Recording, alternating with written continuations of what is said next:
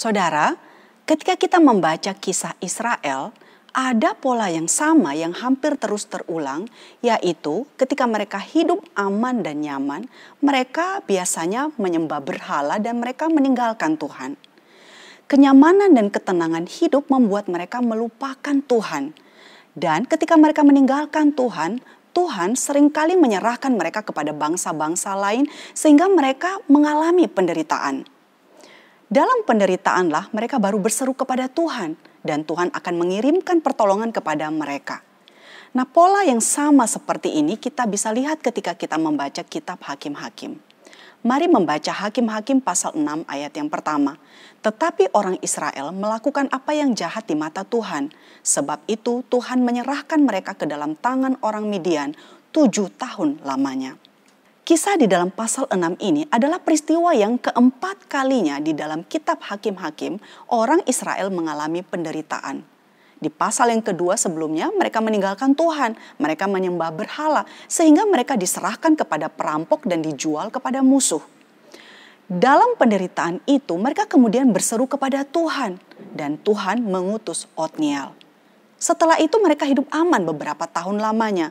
Namun kemudian mereka menyembah berhala lagi sehingga Tuhan menyerahkan mereka ditindas oleh Raja Moab. Dalam penderitaan itu mereka kemudian berseru kepada Tuhan dan Tuhan mengutus seorang yang bernama Ehud yang kemudian membebaskan mereka. Israel hidup aman lagi, tapi kemudian mereka menyembah berhala lagi sehingga Tuhan kemudian menyerahkan mereka ke tangan Sisera, Raja Yabin, seorang yang sangat kejam. Nah, di dalam penindasan yang mereka alami, Israel kembali berseru kepada Tuhan sehingga Tuhan mengutus Deborah dan Barak untuk memimpin dan melepaskan mereka. Nah, setelah lepas dari penindasan itu, 40 tahun lamanya mereka hidup dalam keadaan aman sehingga di dalam pasal yang ke-6 ini kemudian dicatat kembali bahwa bangsa Israel melakukan kembali apa yang jahat di mata Tuhan, yaitu mereka menyembah Allah orang Amori. Jadi saudara, ini adalah pengulangan peristiwa yang terjadi berkali-kali dalam sejarah Israel. Kali ini mereka diserahkan kepada bangsa Midian dan Amalek yang menguasai mereka secara ekonomi, yaitu mengambil hasil panen mereka. Hasil pertanian mereka dirampas sehingga mereka hidup sangat melarat. Dari pola kebiasaan bangsa Israel tersebut kita melihat respons Tuhan yang hampir selalu sama ketika umat pilihannya berpaling kepada ilah-ilah lain. Allah memberi peringatan, Allah menegur, Allah marah karena umat pilihannya yang adalah miliknya berpaling kepada Allah lain. Allah adalah Allah yang cemburu, yang menuntut kesetiaan, kasih dan hidup dari umat kepunyaannya tersebut.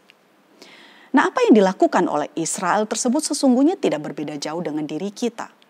Kita tidak selalu konsisten dengan kasih dan kesetiaan kita kepada Allah.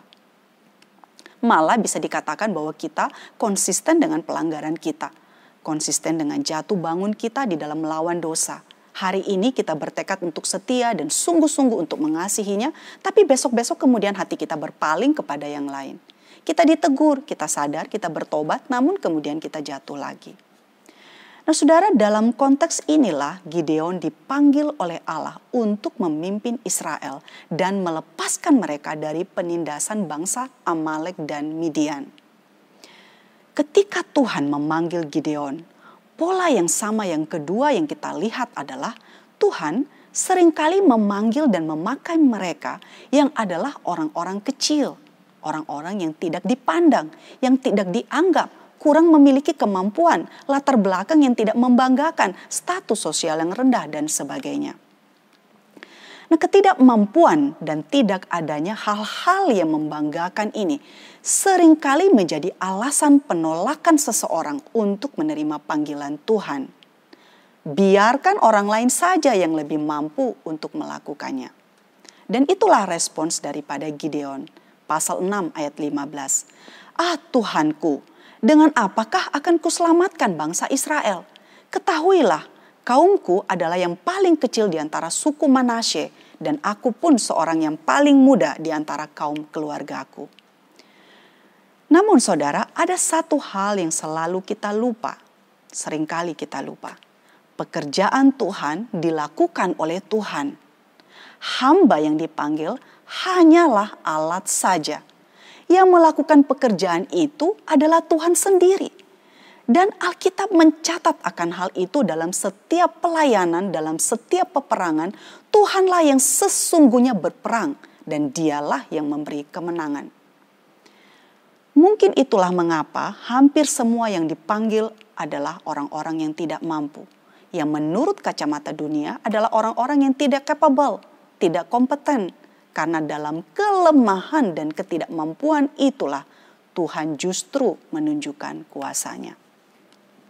Dan di dalam pasal 7, hal itu dinyatakan oleh Tuhan melalui peperangan Israel yang dipimpin oleh Gideon dengan hanya 300 orang saja mengalahkan 135.000 tentara Midian dan Amalek. Saudara, ketika Gideon sudah diyakinkan akan panggilan Tuhan, tugas pertama yang harus dia lakukan adalah memusnahkan mezbah Baal dan Asyerah. Pasal 6 ayat 25-32.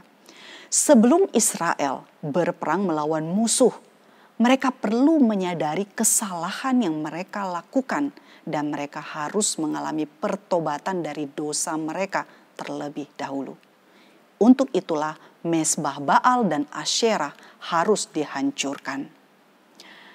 Saudaraku, ketika kita melihat kisah Israel ini dan kalau kita melihat ke dalam diri kita, betapa sering dan betapa mudahnya kita berpaling.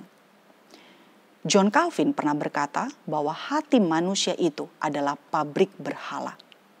Kita mungkin tidak menyembah berhala seperti Israel, namun dari hati kita apapun bisa menjadi berhala, yaitu segala sesuatu di luar Allah yang kita jadikan tempat untuk mendapatkan apa yang hanya Allah yang dapat memberikannya. Kita perlu setiap hari mengoreksi diri kita. Dan kita setiap hari membutuhkan pertobatan. Di dalam perjanjian baru, Gideon disebut sebagai salah satu pahlawan iman. Dia yang paling muda dari suku yang terkecil. Yang awalnya adalah seorang yang tidak capable. Dipakai Allah menjadi alatnya. Untuk mewujudkan pembebasan bagi Israel umatnya. Kiranya Tuhan memberkati setiap kita. Amin.